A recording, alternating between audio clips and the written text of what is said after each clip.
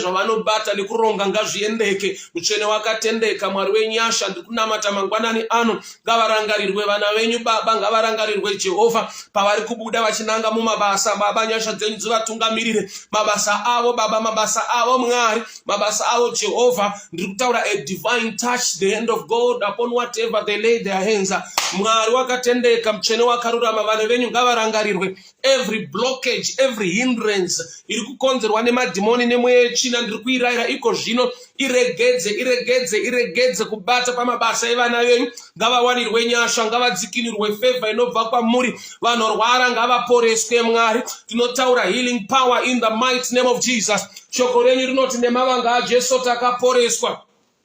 Ndinotaura kuporeswa, ndinotaura kudzikinurwa muzita raJesu Kristu weNazareta. Mutsvene wakatendeka, wakarurama, Mwari wenyasha, anogona, anotida, anotirwira, anotichengeta nekutigonesa. Biri nerukudzo nekuongwa nyasha nekubata kwenyu kukuru kunoshamisa. Mutsvene wakatendeka, Mutsvene wakatendeka, Mutsvene wakarurama. Nokuti muri Mwari, nokuti munotida, nokuti muri Mwari, nokuti munotirwira, nokuti makatendeka wenyasha anogona. Ndakupai mbiri nekukuremekedzai muzita raJesu Kristu weNazareta. Amen and amen. I want to read a scripture. Ruth chapter 2. Ruth chapter 2 verse 7. Ruth chapter 2 verse 7. And I'll read. And she said, I pray, let me glean and gather after the reapers among the sheaves. So she came and continued even from morning until now, that she tarried a little in the morning.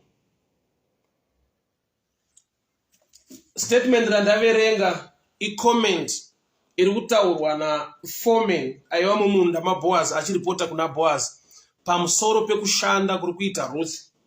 Zvanzi ari kushanda nesimba kubva mangwanani kusvika iko zvino. Ndodani mbotaura pamusoro paRuth ari mumunda asati aroorwa naBoaz. Ruth ari mumunda nekuda kwekuti there is a demon rinogona kufaita vanhu vari mu right place. Panotanga kuita mabad reports ivo vachiita zvinhu zvakanaka. Ruth ari mumunda, chakatanga haisi nyaya yemarriage yeconnection yake naBoaz. Chakatanga paaishanda, the foreman of the workers wakapa report kuna Boaz. Boaz auya kuti uyu musikana, she is a Moabitess but she is a hard worker. Kubva kusena achishanda asina kuzorora asi kwechinguva chidiki chete.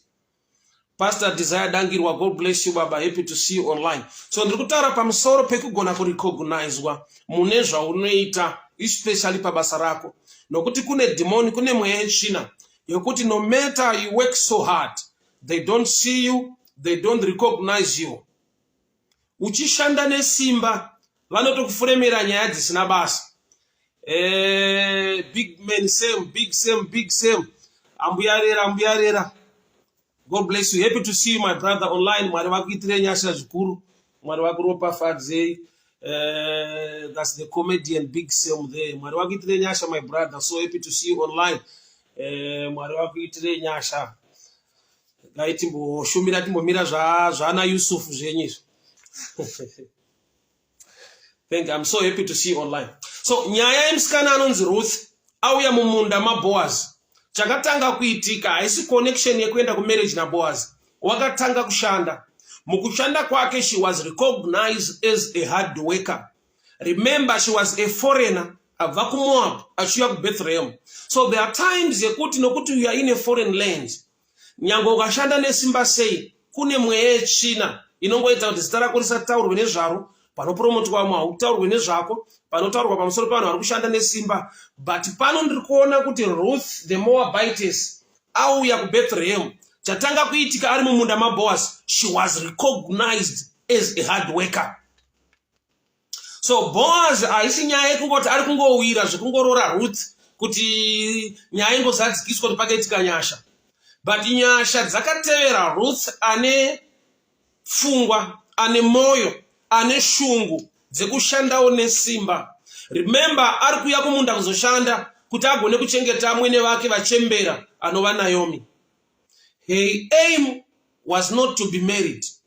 Marriage yakazova a bonus or a blessing to somebody ane a good heart yekugona kuchengeta chembere yaasiya kumba. There are times yekuti tinoignore mama responsibility. Tichitaiwa ndiriboda kuti Mwari andikomborere, but rega uone kuti kukomborerwa kwaRuth kunotangira pakuti iye akava a good heart. So ndikuti kudii mangwanani ano, iva nemoyo nevamwe, iva nemoyo wakanaka towards those vari less privileged, iva nemoyo wakanaka pane vachembera, iva nemoyo wakanaka pama elders. Ruth paari kuenda mumunda haasi kuendera murume, haasi kuendera wanano, ari kuendera nhau yekusurvive, nhau yekurarama iye namwene vake vaasiya kumba. So marriage yakazova a bonus or a blessing kune munhu auya mumunda kuzoshanda, and auya mumunda haana kuzvitrita saforeigner, haana kuzvitrita seshirikadzi. She was a hard worker and she was recognized. So papa ndiri kuda ndepekugona kurecognizwa, because there are times yekuti you are a hard worker but they don't see it.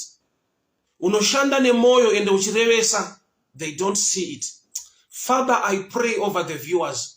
Mweya wokusatariswa, mweya wokutarisirwa pasi, mweya wokuti nyange vachishanda nesimba pane mweya wokuvatsikirira mazita awo agone kumentionwa. Ruth ane zita riri kutaurwa mumunda, makazara majaya, makazara vasikana, makazara varume, makazara vakadzi. Zita remwana wenyu ari on this platform Mwari, mukati mebasa rake itai kuti agone kuva nezita rinotaurwa nezvaro on a good note.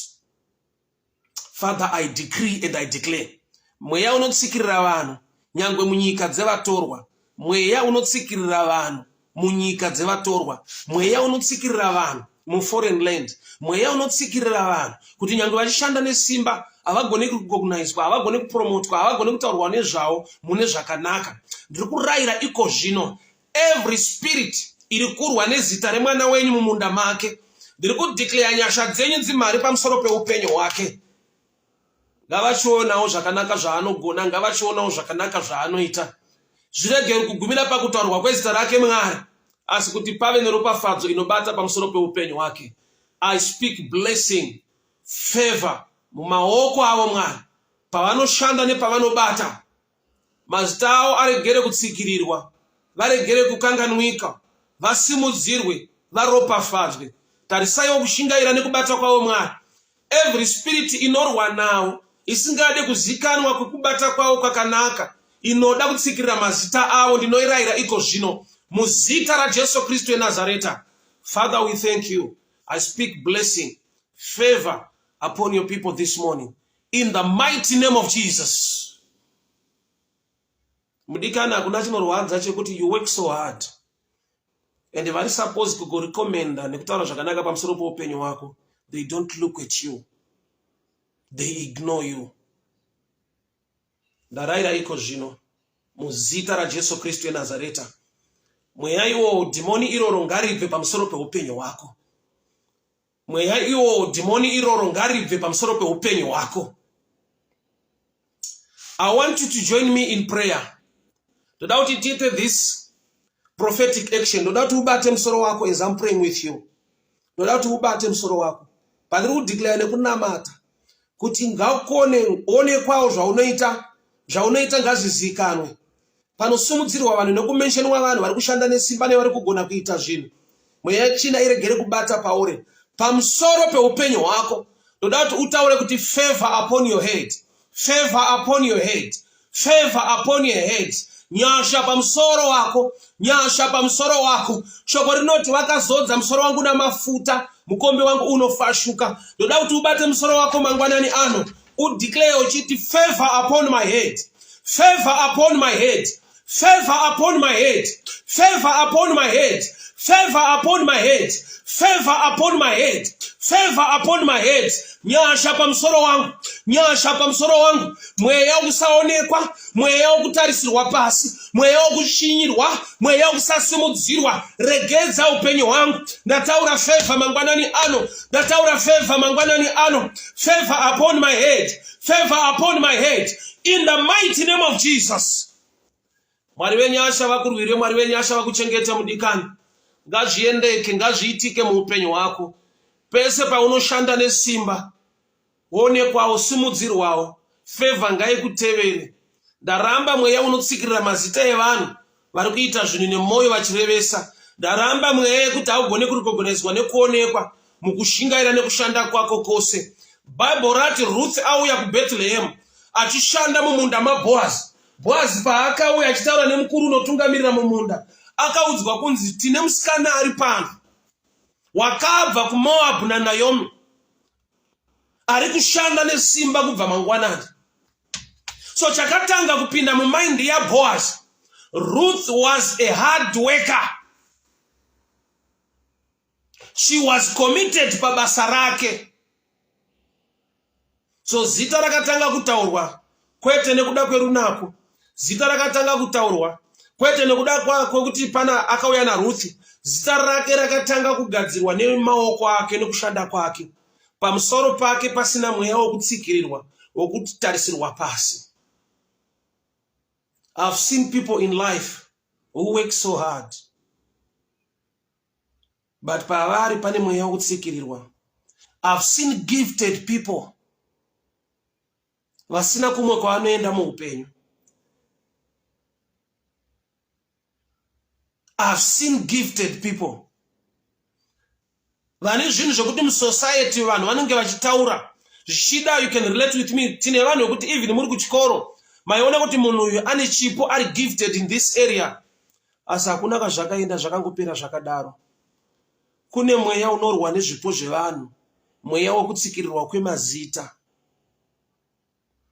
Zita rake haritaurwe pane pundutso yeupenyu, rinongotaurwa nevanhu vachingotandara, vasingagone kuchinja upenyu hwake, vasingagone kumubatsira.